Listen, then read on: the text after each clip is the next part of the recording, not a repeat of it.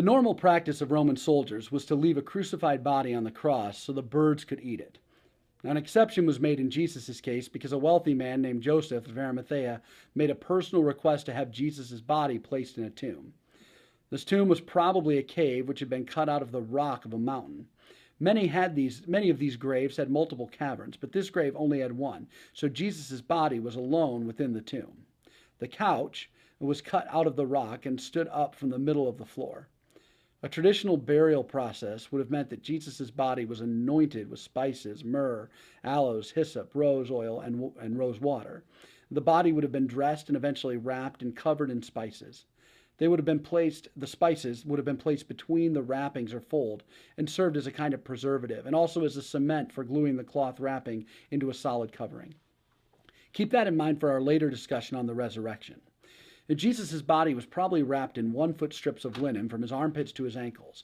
70 pounds of spices was the traditional amount to be placed on top of him.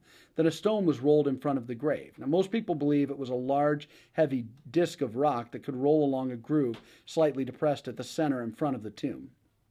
Most experts think that 20 men would have been needed to put that stone into that groove. The method for sealing the tomb was normally a cord stretched across the stone and sealed at each end. Now, this is the method referenced in Daniel chapter 6.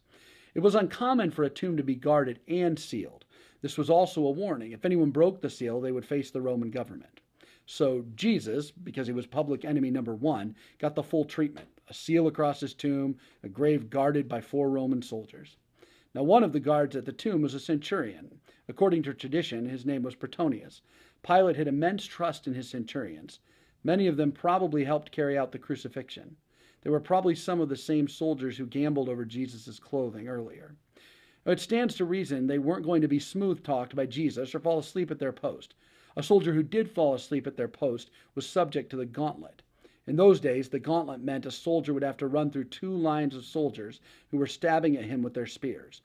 The Roman law had 18 different violations for which their soldiers could be put to death, including losing your spear, leaving your post, or even disturbing the peace. Most of these soldiers were probably armed in their right hand with a pipe, which is a 6-foot spear. They would also have had a shield on their left arm, normally 4 feet long, a sword on their right side, and a knife on their left. The Roman guard here was probably 4 men.